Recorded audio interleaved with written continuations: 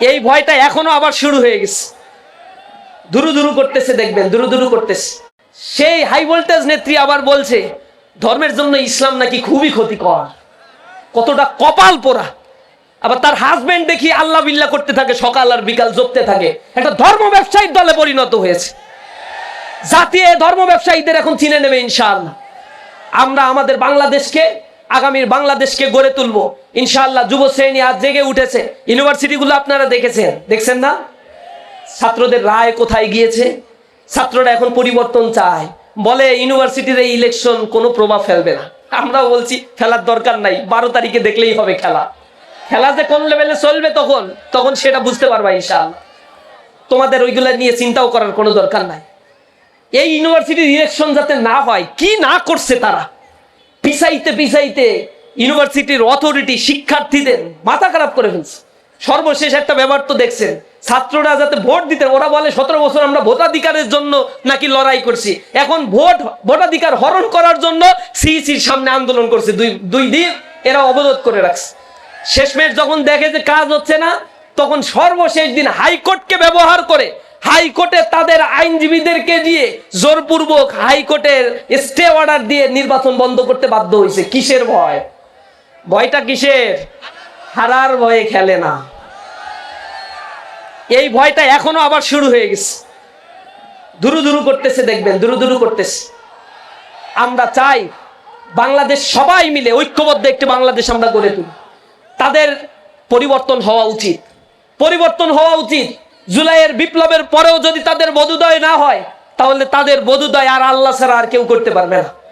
নিকট অতীত থেকে শিক্ষা নেওয়ার জন্য আমরা তাদের বলবো, দীর্ঘদিনের তারা আমাদের সঙ্গী ছিল, জুলুম নির্যাতনের শিকার হয়েছি আমরা, একসাথে জেলে এক পাশে বসে বসে খাবার খেয়েছি, কত ঘনিষ্ঠতা ছিল।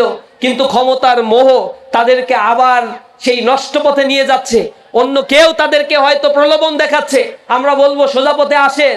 জনগণ যদি আপনাদের ম্যান্ডেট দেয়, আমরা ঐক্যবদ্ধভাবে সবাই মিলে এই বাংলাদেশকে গড়ব, কারণ আপনি আমি সবাই এই বাংলাদেশেরই নাগরিক।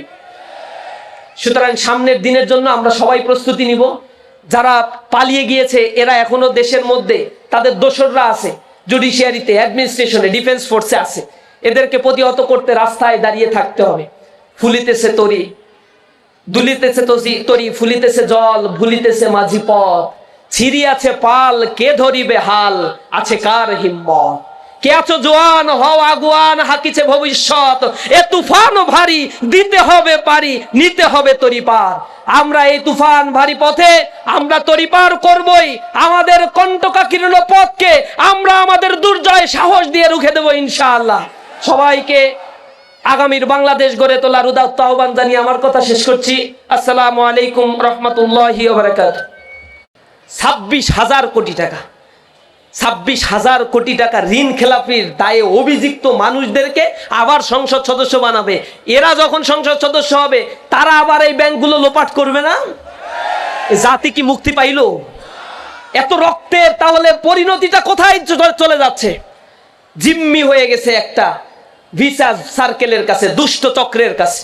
রক্ত দেয় কারা আর বেনিফিশিয়ারি হয় কারা? এখন আর সেই তামাশা চলবে না।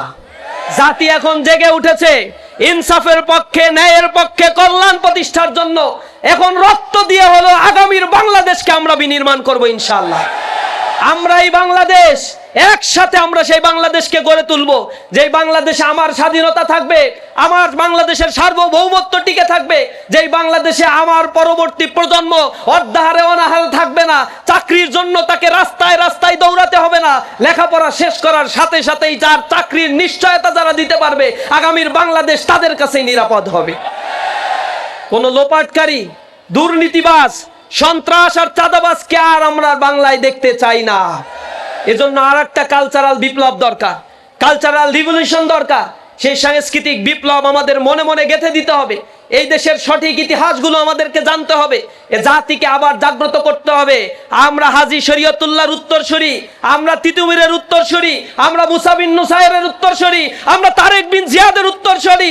আমরা রক্ত দিতে পারি, কিন্তু কোন বেরিয়াদের কাছে আমার ভূখণ্ড আমি ইজারা দিতে পারি না। প্রিয় উপস্থিতি, সামনে সেই সুবর্ণ সুযোগ আমাদের আসছে। ভারতীয় আধিপত্যবাদ আমাদের কাছ থেকে বিদায় নিয়েছে, কিন্তু তাদের এস্টাবলিশমেন্ট আবার রিএস্টাবলিশমেন্টের জন্য চেষ্টা করে যাচ্ছে। সতর্ক হতে হবে। যদি এখন আমরা সতর্ক না হই, এখনো যদি ঘুমিয়ে ঘুমিয়ে দিন কাটাই, মোবাইল আর অ্যান্ড্রয়েডে ফেসবুকে সময় কাটিয়ে দিয়ে মনে করি একটা পরিবর্তন আসবে, না নামলে কখনো পরিবর্তন আসে না। আল্লাহ কোনো জাতির ভাগ্য ততক্ষণ পরিবর্তন করেন না যতক্ষণ না পর্যন্ত সে জাতি তার নিজের ভাগ্য পরিবর্তনের জন্য চেষ্টা করে। আমাদের সমাজ আজ কোথায় গিয়েছে আমরা দেখতে পাই। শিক্ষা ব্যবস্থায় শিক্ষিত হয়ে চরিত্রের চরম অধপতন নেমে গিয়েছে। তরুণ সমাজ মাদকের করাল গ্রাসে নিমজ্জিত হয়ে পড়েছে। স্কুল কলেজ ইউনিভার্সিটিতে পড়া 50% অধিক যুবক আজ মাদকাসক্ত হয়ে পড়েছে। বাবা মা ক্রন্দন করে, আমাদের কাছে এসে অসহায় আত্মসমর্পণ করে বলে, আমার ছেলেটাকে তুমি একটু দেখো, আমার মেয়েটাকে একটু দেখো। মাদকে আজকে শেষ হয়ে যাচ্ছে, বাবা মার কথা শুনছে না, একটা সার্কেল তৈরি হয়ে যাচ্ছে, লেখাপড়া করছে না, অনলাইনে আসক্ত হয়ে পড়ছে, কিশোর গ্যাংয়ের সাথে যুক্ত হয়ে যাচ্ছে। এই সমাজ ব্যবস্থা তো আমরা চাই নাই। আমার সন্তানকে তোমরা হেফাজত করো। আমরা এমন একটা নিরাপদ বাংলাদেশ দেখতে চাই, যে বাংলাদেশে তরুণ প্রজন্ম স্বপ্ন দেখবে আধুনিক, স্বনির্ভর, আত্মমর্যাদা সম্পূর্ণ একটি বাংলাদেশের স্বপ্ন তারা দেখবে। ছোটবেলা থেকে তাদেরকে গড়ে তোলা হবে আত্মমর্যাদাশীল করে, তাদের শিক্ষা কাঠামোর মধ্যে নৈতিকতা এবং দক্ষতার একটা মেলবন্ধন করে জাতিকে গড়ে তোলার স্বপ্ন আমরা দেখাতে চাই। আমরা বাংলাদেশের মানুষের মর্যাদা দিতে চাই। স্বাস্থ্য খাতে যে ধরনের দুর্নীতি আর লোপাট করা হচ্ছে, আমরা টিআইবির রিপোর্টে দেখেছি, সেখানে 75% মানুষ বলেছে সরকারি হাসপাতালে চিকিৎসা নিতে গেলে সরকারি হাসপাতালগুলোতে তাদেরকে ঘুষ দিতে হয়। কল্পনা করতে পারেন, সরকারের হাসপাতাল চলে আপনার ট্যাক্সের টাকায়, ওইখানে গিয়ে যে কাজটা করাবেন সেইখানেও আমার ঘুষের তদবির করতে হয়।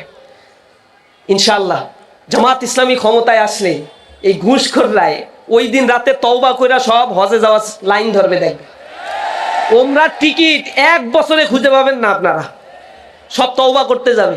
সাদাবাজরা ওই দিনই স্থান ত্যাগ করে বলবে যে আমরা তো আগে নামাজ পড়তাম, আমার বাবা পীর সাহেব ছিল, আমার বাবা অমুক দরবারের মুরিদ ছিল, এগুলো আমাদের কিছুই করা লাগবে না, এমনিই করবে। জনগণ যে পিটান শুরু করবে যে এখন তোমাদের দিন শেষ, এখন বাংলাদেশ হবে মর্যাদাশীল।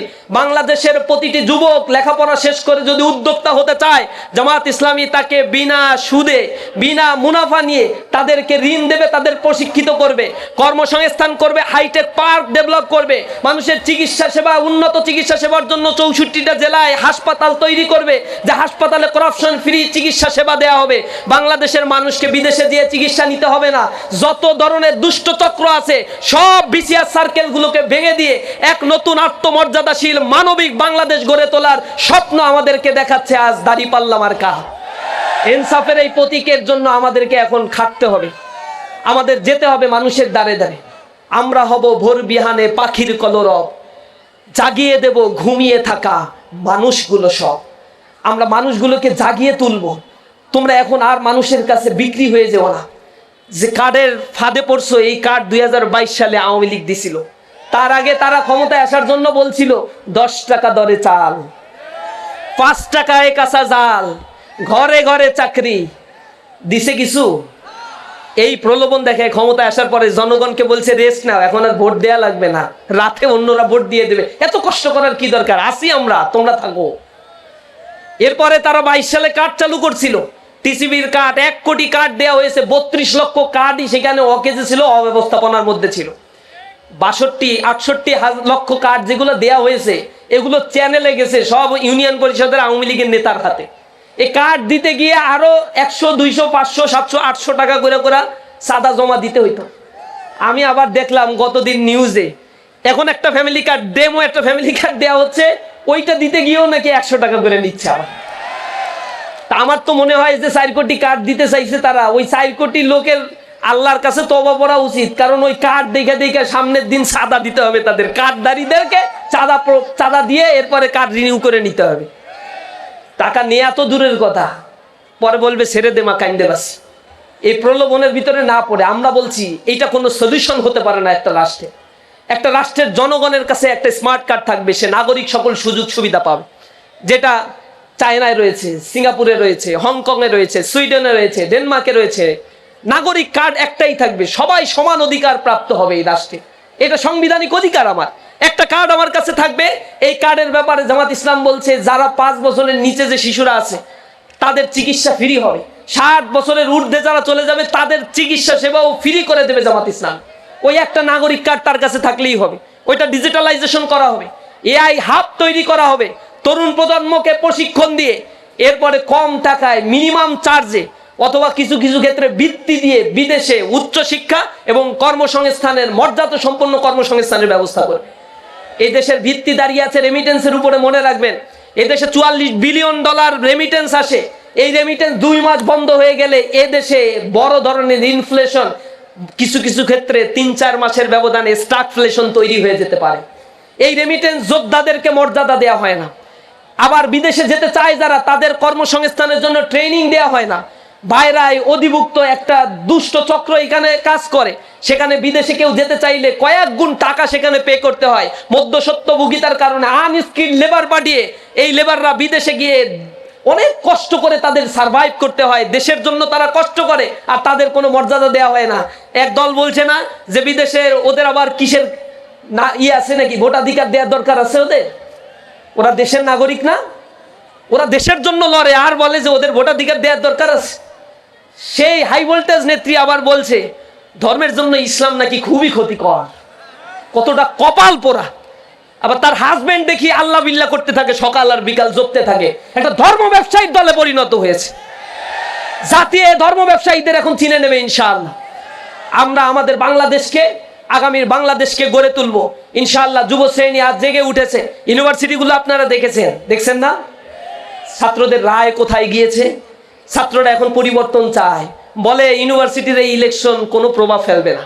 আমরাও বলছি ফেলার দরকার নাই, 12 তারিখে দেখলেই হবে খেলা। খেলা যে কোন লেভেলে চলবে তখন সেটা বুঝতে পারবা ইনশাআল্লাহ। তোমাদের ওইগুলা নিয়ে চিন্তাও করার কোনো দরকার নাই। এই ইউনিভার্সিটির ইলেকশন যাতে না হয়, কি না করছে তারা, পিছাইতে ইউনিভার্সিটির অথরিটি শিক্ষার্থীদের মাথা খারাপ করে ফেলছে। সর্বশেষ একটা ব্যাপার তো দেখছেন, ছাত্ররা যাতে ভোট দিতে, ওরা বলে 17 বছর আমরা ভোটাধিকারের জন্য নাকি লড়াই করছি, এখন ভোটাধিকার হরণ করার জন্য সিইসির সামনে আন্দোলন করছে। দুই দিন এরা অবরোধ করে রাখছে।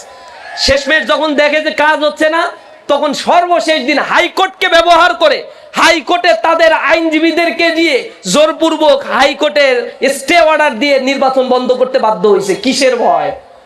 ভয়টা কিসের? হারার ভয়ে খেলে না। এই ভয়টা এখনো আবার শুরু হয়ে গেছে, দুরু করতেছে, দেখবেন দুরু করতেছে। আমরা চাই বাংলাদেশ সবাই মিলে ঐক্যবদ্ধ একটি বাংলাদেশ আমরা গড়ে তুলি। তাদের পরিবর্তন হওয়া উচিত। জুলাইয়ের বিপ্লবের পরেও যদি তাদের বোধোদয় না হয়, তাহলে তাদের বোধোদয় আর আল্লাহ ছাড়া আর কেউ করতে পারবে না। নিকট অতীত থেকে শিক্ষা দেওয়ার জন্য আমরা তাদের বলবো, দীর্ঘদিনের তারা আমাদের সঙ্গী ছিল, জুলুম নির্যাতনের শিকার হয়েছি আমরা, একসাথে জেলে এক পাশে বসে খাবার খেয়েছি, কত ঘনিষ্ঠতা ছিল। কিন্তু ক্ষমতার মোহ তাদেরকে আবার সেই নষ্ট পথে নিয়ে যাচ্ছে। অন্য কেউ তাদেরকে হয়তো প্রলোভন দেখাচ্ছে। আমরা বলবো সোজা পথে আসেন। জনগণ যদি আপনাদের ম্যান্ডেট দেয়, আমরা ঐক্যবদ্ধভাবে সবাই মিলে এই বাংলাদেশকে গড়ব, কারণ আপনি আমি সবাই এই বাংলাদেশেরই নাগরিক। সুতরাং সামনের দিনের জন্য আমরা সবাই প্রস্তুতি নিব। যারা পালিয়ে গিয়েছে এরা এখনো দেশের মধ্যে, তাদের দোসররা আছে, জুডিশিয়ারিতে, অ্যাডমিনিস্ট্রেশনে, ডিফেন্স ফোর্সে আছে। এদেরকে প্রতিহত করতে রাস্তায় দাঁড়িয়ে থাকতে হবে। ফুলিতেছে তরি, দুলিতেছে তরি, ফুলিতেছে জল, ভুলিতেছে মাঝি পথ, ছিড়িয়াছে পাল, কে ধরিবে হাল, আছে কার হিম্মত। কে আছো জোয়ান, হও আগুয়ান, হাকিছে ভবিষ্যৎ, এ তুফান ভারী, দিতে হবে পারি, নিতে হবে তরি পার। আমরা এই তুফান ভারী পথে আমরা তরি পার করবই। আমাদের কণ্টকাকীর্ণ পথকে আমরা আমাদের দুর্জয় সাহস দিয়ে রুখে দেবো ইনশাআল্লাহ। সবাইকে আগামীর বাংলাদেশ গড়ে তোলার উদাত্ত আহ্বান জানিয়ে আমার কথা শেষ করছি। আসসালামু আলাইকুম রহমতুল্লাহি ওয়া বারাকাতুহু।